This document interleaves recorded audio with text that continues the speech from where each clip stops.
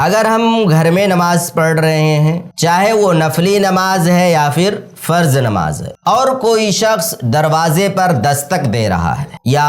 گھنٹی لگی ہے وہ بجا رہا ہے، تو اب ہم کیا کریں؟ نماز پڑھنے والے گھر کے اندر مرد بھی ہو سکتے ہیں، عورتیں بھی ہو سکتی ہیں، اب کیا کرنا ہے؟ اس میں علماء نے فرض اور نفل کے درمیان تھوڑی سی تفریق کی ہے، اور وہ یہ ہے کہ اگر کوئی مرد ہے یا عورت گھر میں نفلی نماز ادا کر رہے ہیں اور دروازے پر کوئی دستک دیتا ہے، کوئی آ گیا ہے، نفلی نماز ہے تو نماز چھوڑ دیں، جا کر کے دروازہ کھول دیں، اس کے بعد وہ شخص دوبارہ نئے سرے سے پوری نماز ادا کرے گا۔ ہاں، اگر فرض نماز پڑھ رہا ہے تو اس میں علماء نے تھوڑی سی تفصیل ذکر کی ہے، اور وہ یہ ہے کہ پہلے وہ یہ دیکھے گا اس وقت دروازے پر جو دستک دے رہا ہے وہ کون ہو سکتا ہے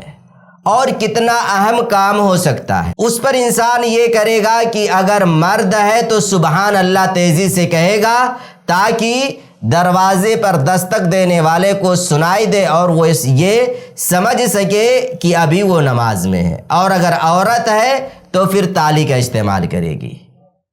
لیکن اگر اس سے بھی ممکن نہیں ہے کہ آواز وہاں تک نہیں پہنچے گی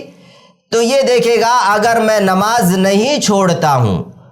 تو ایسی شکل میں وہ چیز فوت ہو جائے گی، چھوٹ جائے گی اور نقصان زیادہ ہو سکتا ہے، تو پھر ایسی شکل میں وہ انسان کیا کرے گا؟ فرض نماز چھوڑ دے گا، جا کر کے دروازہ کھولے گا، اس کے بعد واپس آ کر پوری نماز نئے سرے سے ادا کرے گا، پڑھے گا۔